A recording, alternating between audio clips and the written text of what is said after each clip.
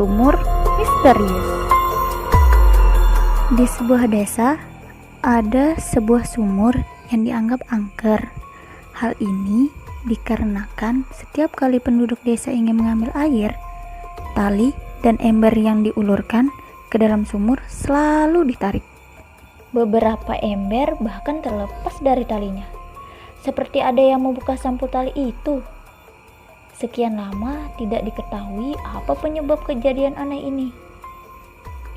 Banyak penduduk desa yang menyimpulkan bahwa sumur itu dihuni oleh sesosok jin jahat. Karena air merupakan kebutuhan para penduduk, tetua desa pun berkumpul.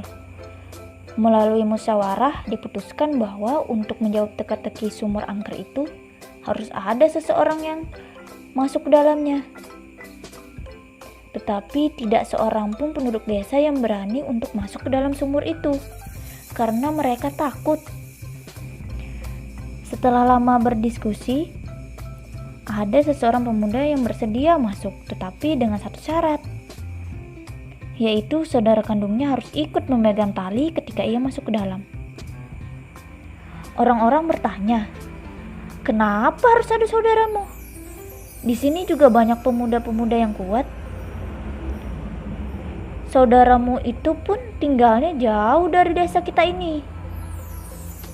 Pemuda itu tak bergeming. Karena tidak ada orang lain yang berani masuk, mereka pun menyetujui untuk menjemput saudara kandung pemuda tersebut. Pagi itu, setelah mengikat tubuhnya dengan tali, si pemuda pun turun ke dalam sumur. Orang-orang beramai-ramai memegang tali, termasuk saudara kandung pemuda tersebut. Perlahan mereka menurunkan tubuh pemuda itu sehingga masuk ke dasar sumur. Semua orang menanti dengan hati berdebar. Di atas batu di dasar sumur, si pemuda menemukan seekor monyet. Inilah sumber dari masalah selama ini. Ia lalu membawa monyet itu bersamanya dan berteriak, "Tarik talinya!" Dengan segera penduduk desa menarik tali itu. Menjelang sampai ke permukaan sumur, si monyet yang begitu senang melihat cahaya matahari terlepas dari pegangan si pemuda.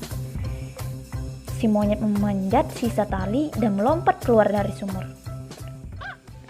Karena kaget serta takut, bahkan mereka mengira jin sudah mengubah pemuda malang itu menjadi sesosok monyet. Penduduk desa pun berhamburan berlari melepas tali, kecuali saudara kandung pemuda itu.